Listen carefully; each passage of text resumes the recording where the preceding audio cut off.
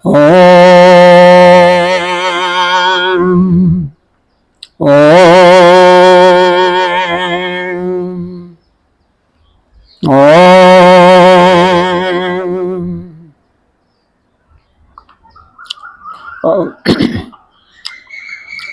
ओम आप्यायन्तु ममङ्गानि वाक्यप्राणचक्षो श्रोतमतो बलमिन्द्रियाणि च सर्वाणि सर्वं ब्रह्मोपनिषदं माहं ब्रह्म निराकुर्या मा ब्रह्म निराकरोद निराकरणम् अस्तु अनिराकरणं मे अस्तु तदात्मनि निरतेय उपनिषत्सु धर्मा ते मयि सन्तु ओम शांति शांति शांति। गुरुर्ब्रह्मा गुरुर्विष्णु गुरुर्देवो महेश्वरः गुरुः साक्षात् परं ब्रह्म तस्मै श्री गुरुवे नमः।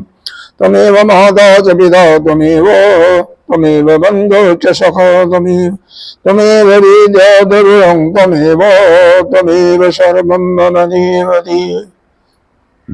गजाननं भूतगणाधिसेवितं कपित्थजम्बो फलचारुभक्षणम् उमासुतं शोकविनाशकारकं नमामि विघ्नेश्वरपादपङ्कजम्।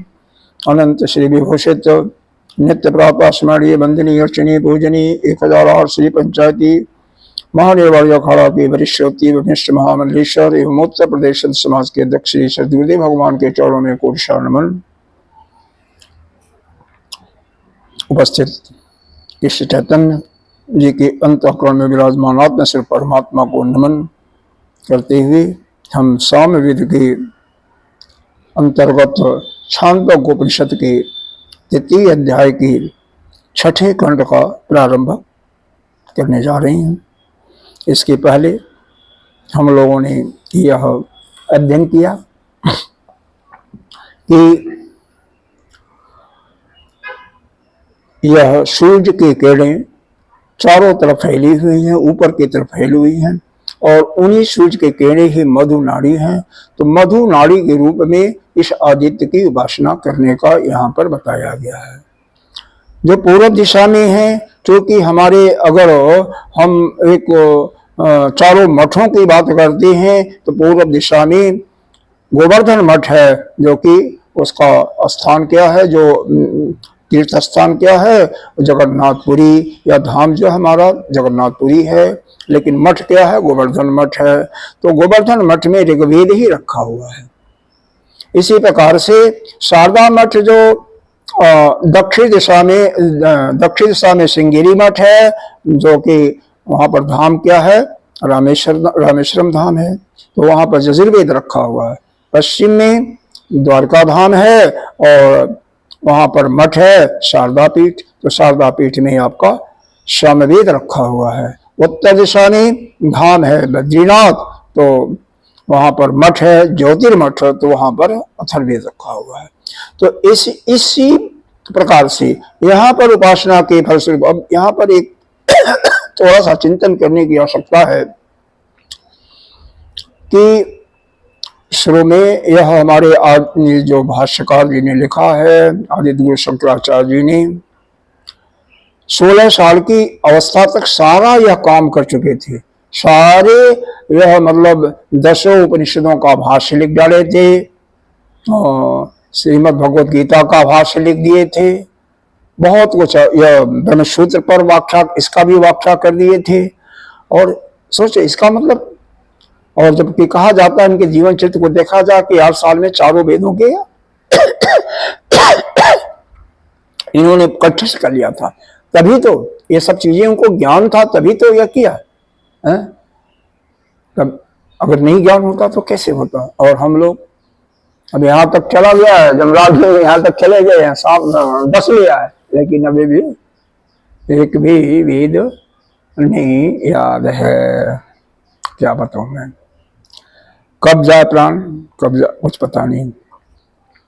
लेकिन जो महान पुरुष होते हैं वह, उनकी जो मेधा शक्ति है कितनी तीव्र होती है, अब इसका आकलन खैर चिंतन करने की बात है। हमने प्रयास नहीं किया, प्रयास करना चाहिए हर एक को, क्योंकि मृत्यु का समय निकट ही है। कब किसका होगा कोई पता नहीं है। अगर ज्ञान नहीं होता है जीते जी तो पुनः जन्म मरण के चक्कर में हमें पढ़ना ही पड़ेगा। जैसा कि आदि गुरु शंकराचार्य ने भज गोविंदम में लिखा है, पुनरपि जन्मम पुनरपि मरणम पुनरपि जन्मी जठरे शयनम। इस प्रकार से बारंबार आना जाना ही लगा रहेगा।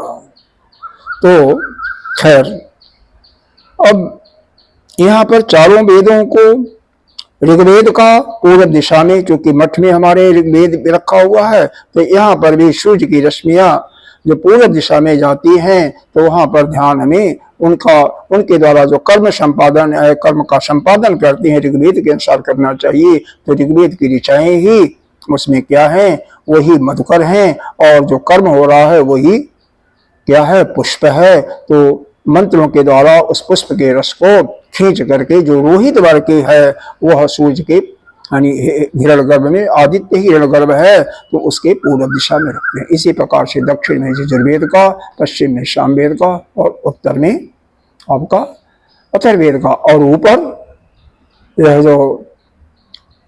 जो शमन है, शमन के खोलने के लिए, शमन के अंदर प्रवेश करने के लिए, दरवाजे के खोलने के लिए जो विधियां बताई गई हैं, कर्मांगीण उपासनाएं बताई गई हैं, वही जो विधियां है वही उपदेश है। वही उपदेश मधुकर के रूप में है। और प्रणव जो कि ब्रह्म को ही व्यक्त करता है, प्रणव ब्रह्म का ही अभिधान है, ब्रह्म अभिधेय है, तो वही जो है पुष्प है, और उसी का रस चूस करके यह जो उपदेश है वही सूर्य के मध्य में, यानी हिरण्यगर्भ के मध्य में रखता है। सूर्य के ही संरक्षण में वह क्षोभित होता है, यानी कंपन करता रहता है। तो यहाँ तक हम लोगों ने पढ़ा था। अब यहाँ पर यह बताया जा रहा है छठे खंड में, पहले शमन का मालिक कौन है, देवता कौन है, अभी बताया गया है। मतलब अरे वसु हैं, तो वसु हैं, इसका मतलब भूलोक के या उन्हीं के संरक्षण में, उन्हीं के अधिकार में आता है।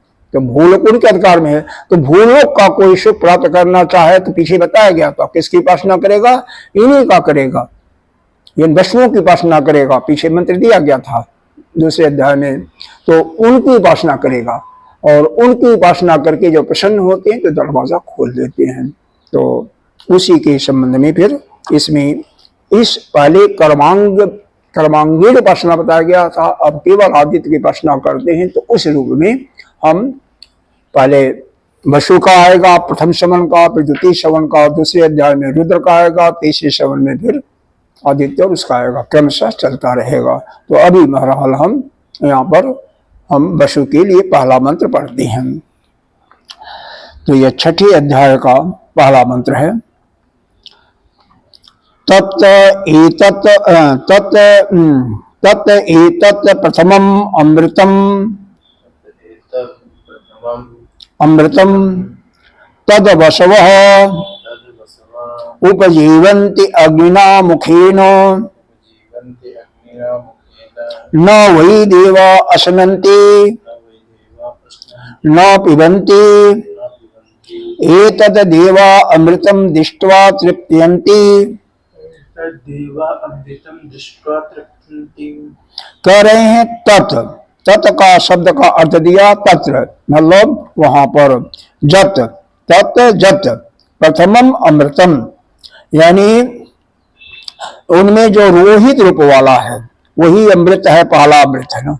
पहले क्या किसकी बात किया गया था, ऋग्वेद के ऋचाओं का, तो उसका जो अमृत निकलता क्या है वह रोहित रूप है। तो तद तत्र मतलब वहां पर, जत मतलब जो, प्रथम अमृत पहला जो अमृत है, तद वसु वो किसके अधिकार में आता है, वसुओं के अधिकार में आता है। क्योंकि पहले शवन का मालिक कौन है, उसका देवता कौन है, वसु ही है। उपजीवंती वही उसका उपभोग करते हैं। तो प्रातः सेवन की जो देवता हैं वसु ही उपजीवी होती हैं। कैसे उपजीवी करते हैं, तो कहते हैं अग्निना मुखेन, अग्नि के मुख के द्वारा, यानी अग्नि को प्रधान मान करके उसके माध्यम से वह भोग करते हैं। तो क्या भाई वह खाते हैं क्या?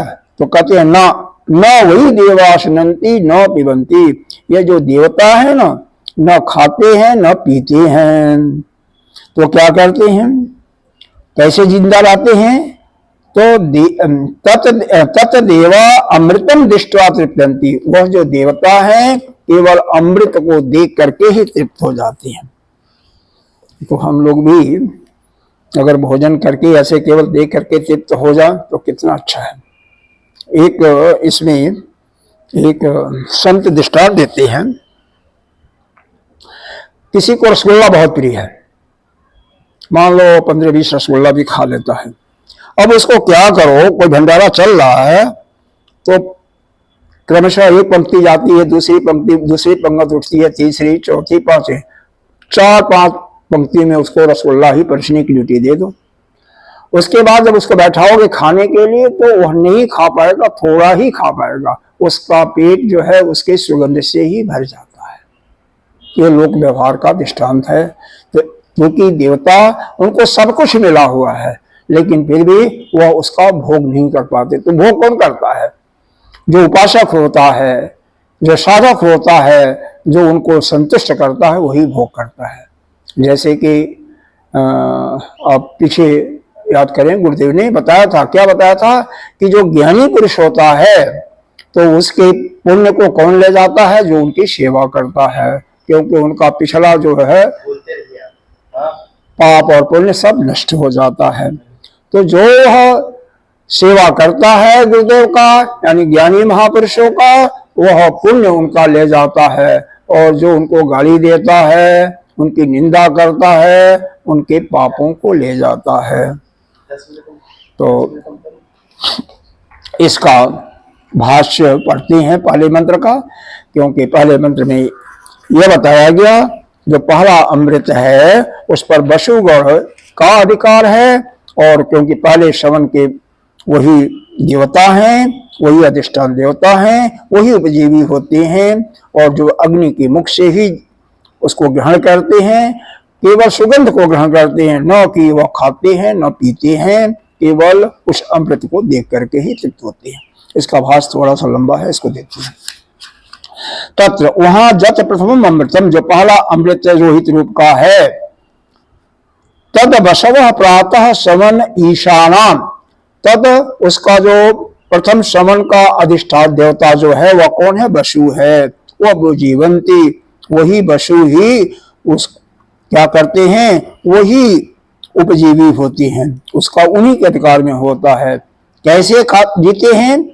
मुखेन अग्निना, मुखेन अग्निना प्रधान, इसका अर्थ दिया मुखेन अग्निना का, मुखेन का प्रधान, प्रधान भूतः न अग्नि प्रधाना संत उपजीवंत इति अर्थ। मतलब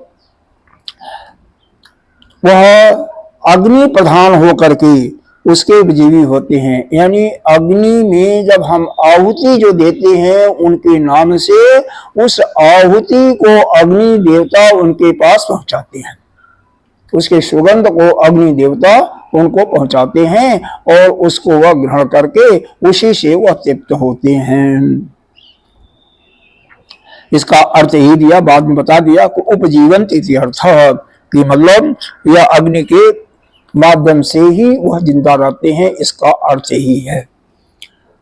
अन्नाद्यम मृषो अजायत इति वचनात् कवल ग्राह्यम असनंति असनन इति प्राप्तम तत् प्रतिषधते। जो पीछे बताया गया था कि इसमें 5 चीजें उत्पन्न होती हैं। यह जब उपासना जो इस प्रकार से जो करता है कोई साधक, तो उसको जस प्राप्त होता है, तेज प्राप्त होता है, इंद्रियां इसकी स्थिर होती हैं, बल प्राप्त होता है, और अन्यादि यानी भक्षण योग अन्न पूरा प्राप्त प्रचुर मात्रा में होता है। कितना भी खाए तो उसको कमी नहीं होती है, कितना भी दान दे तो उसको कमी नहीं होती है। तो यहां पर यह बता रहे हैं कि अन्याद्यम, अन्नाद रूप रस की उत्पत्ति होती है, तो वचनात् कवल ग्राह्यम वचनत, तो क्या जैसे कवल का अर्थ होता है एक ग्रास, जैसे हम लोग एक एक ग्रास करके खाते हैं तो कैसे वो देवता भी ऐसे ही खाते हैं एक एक को। तो कहते हैं ना न प्रतिषेध्यति, मतलब उसका प्रतिषेध किया जाता है, तत् प्रतिषेधते, उसका निषेध करते हैं कि वह खाते नहीं है।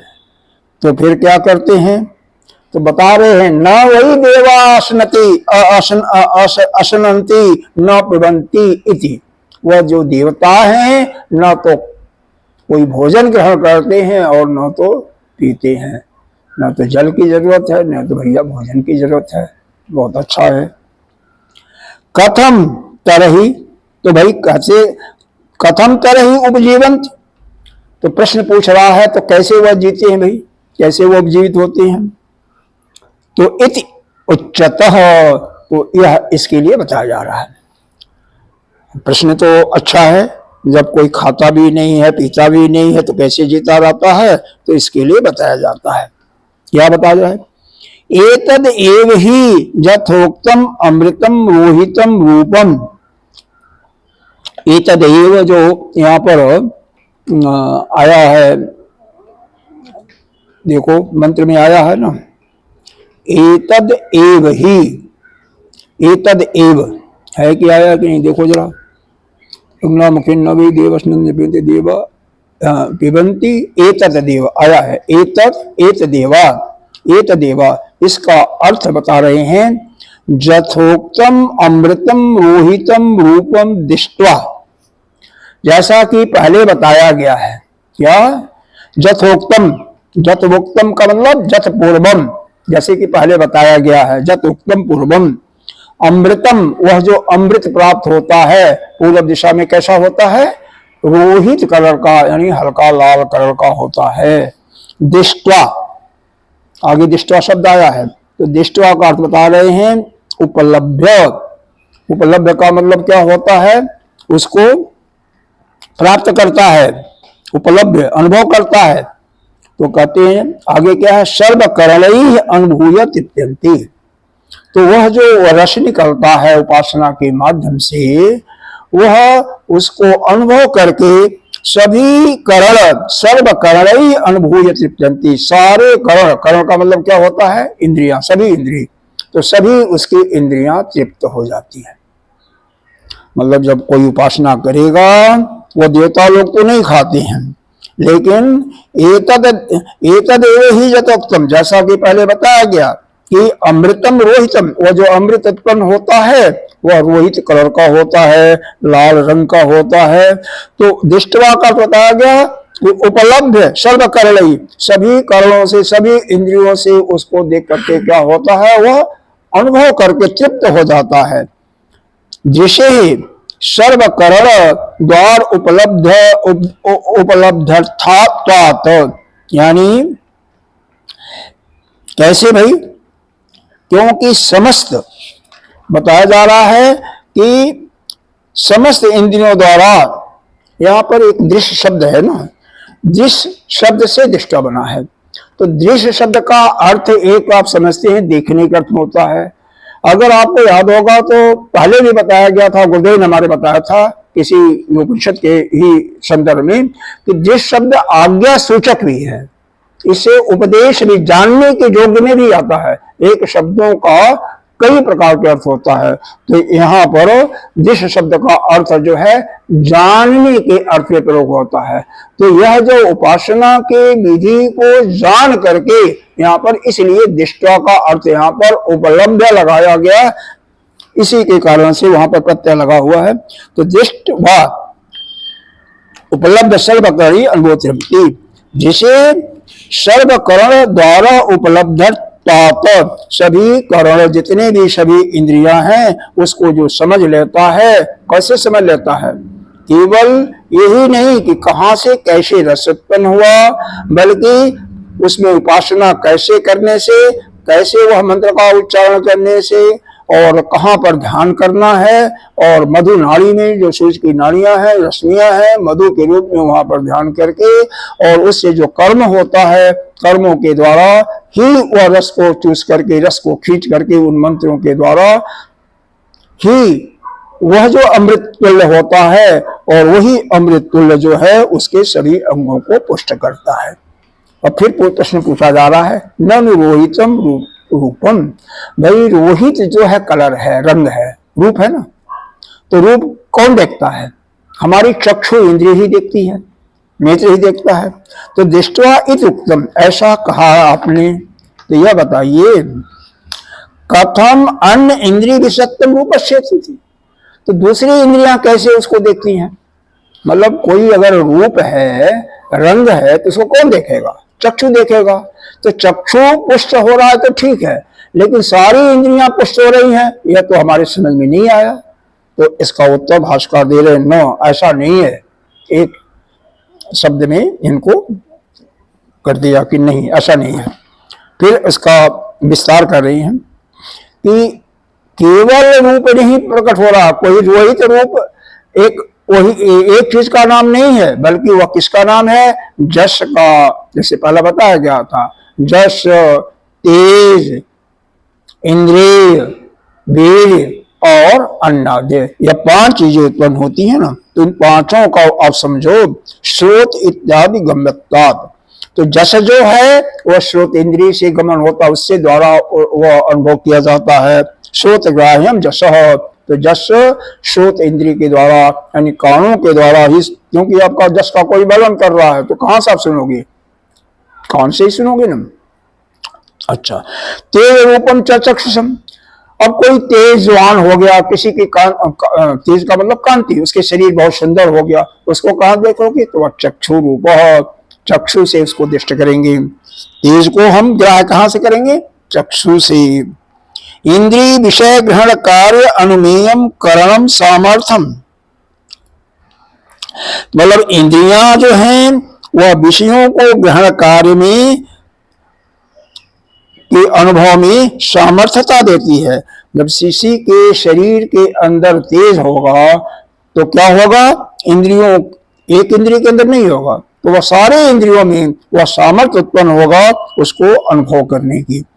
वीर्यम बलम देहगत उत्साह प्राणवत्ता, वीर का अर्थ बता रहे हैं कि बल, और बल का मतलब पूरे शरीर में बल होगा।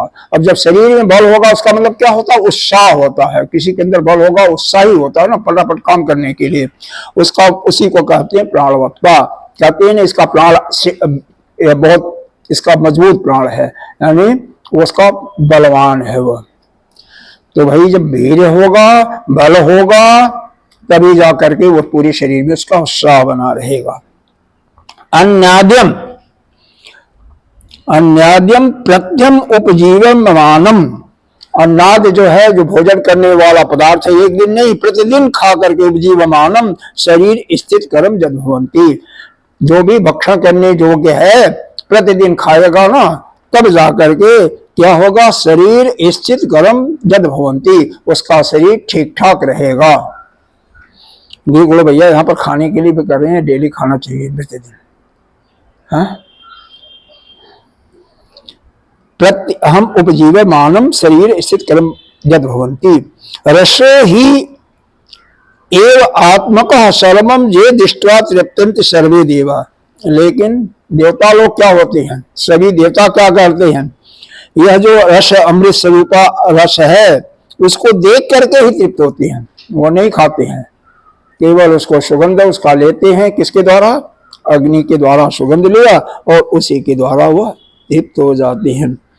दृष्टवा तृप्तन्त एत सर्वम, अरे भाई देख करके ही सभी करण यानी सभी जो इंद्रिय हैं अनुभूय तृप्तन्त इत्यर्थः, इसका अर्थ यह है कि सभी इंद्रियों के द्वारा हम अनुभव करके तृप्त होते हैं, क्योंकि जो भी हम खाएंगे वह सारी इंद्रियों में बल आएगा। जो तेज होगा वह चक्षु के द्वारा कांति, सभी से पूरी शरीर की कांति कोई देखेगा वह चक्षु के द्वारा देख करके अनुभव करेगा। कोई किसी की कीर्ति होगी, जश होगा, तो वह कान के द्वारा सुनेगा। तो इस प्रकार से सभी कर्णों के द्वारा यानी सभी इंद्रियों के द्वारा यह उपासना के माध्यम से जो जस की प्राप्ति होती है, तेज की प्राप्ति होती है, या वीर की प्राप्ति होती है या अन्नाद होता है, सभी शरीर के समस्त करणों के द्वारा अनुभव किया जाता है, समस्त इंद्रियों के द्वारा अनुभव प्राप्त होता है। आगे देखिए, आदित्य संश्रया संतो, मतलब यह सब आदित्य के संश्रय में, आदित्य के ही आश्रित में हम सब रहते। अब यहाँ पर यह एक चीज बताया गया है, आदित्य संश्रया संतो, चूंकि यह आदित्य के ही आश्रय में सारे देवता लोग रहते हैं और हम लोग किसके आश्रय में रहते हैं, हम लोग तो आदित्य के आश्रय को नहीं पकड़ते हैं ना, तो इसलिए हमें क्या होता है, वैगंध आदि देह करण दोष रहिताश्य, हमारे अंदर क्या होती हैं, अरे भाई यह दुर्गंध है या सुगंध है या अमुक दोष है या वह है, हम अनुभव करते हैं, ठीक है। लेकिन देवता लोग चूंकि वह व्यष्टि में नहीं रह करके समष्टि में, हिरण्यगर्भ में, सूर्य के ही, आदित्य के ही आश्रय में रहते हैं, इसलिए उनको यह न तो किसी भी गंध का अनुभव नहीं होता है, न तो सुगंध, इससे रहित हो जाते हैं। देखो यह लिखा हुआ साफ, वै गंध आदि देह करण दोष रहिताश्य, इनके जो दोष होते हैं उससे वह अलग हो जाते हैं, मतलब कोई भी दोष उनको नहीं छू पाता है। तो इसका मतलब यहां से एक सार ये निकलता है कि जो भी मनुष्य दूसरों के लिए ही जीता है, दूसरों के लिए ही कर्म करता है, वह समझ लो कि सारे यह जो इस संसार के जो दुख होते हैं उसको व्याप्त नहीं होते हैं। जितने भी यह, अब यहाँ पर दुर्गंध और सुगंध का अर्थ लगाओ, सभी से वह व्यष्टि में, चूंकि व्यष्टि से ऊपर उठ करके वह समष्टि में चला जाता है, अपने को समष्टि रूप में जाता है। एक बात को सुना होगा कि गुरुदेव कहते हैं, जिसकी दृष्टि समष्टि में चलते सबके लिए देता है, पूरी प्रकृति उसकी सहायता करती है, उसको कभी भी किसी चीज की कमी नहीं होने पाती है।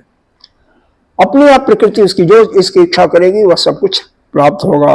तो चूंकि देवता लोग वह अपने शरीर से ऊपर उठ जाते हैं, व्यष्टि में नहीं रहते बल्कि समष्टि में, सूर्य के आश्रय में रहते ही हैं, इसलिए उनको किसी प्रकार का दोष नहीं छूता है। और जो पुरुष भी व्यष्टि में रह करके, अपने व्यक्तिगत रूप में न रह करके सभी के लिए जीता, सभी के लिए कार्य करता है, तो उसके लिए भी प्रकृति पूर्ण रूप से उसका सहयोग प्रदान करती है, यानी उसके पास किसी भी चीज की कमी का अनुभव कभी नहीं होने पाता है, उस संसार के सभी दोषों से वह रहित हो जाता है।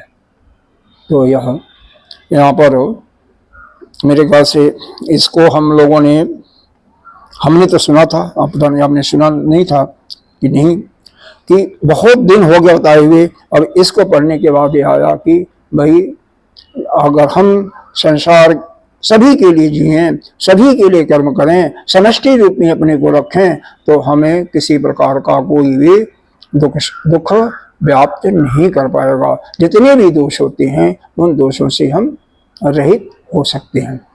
तो यहाँ पर यह पहला मंत्र का भाष्य आपका समाप्त होता है। अगला पढ़ने की इच्छा हो तो एकाध मंत्र पढ़ें। चलिए ठीक है, कल करेंगे फिर। ओम पूर्णमदः पूर्णमिदं पूर्णात् पूर्णमुदच्यते पूर्णस्य पूर्णमादाय पूर्णमेवावशिष्यते। ओम शांति शांति शांति। शंकरं शंकराचार्यं केशवं बादरायणं श्रोत्रभाष्य कृतौ वन्दे भगवन्तौ पुनः पुनः।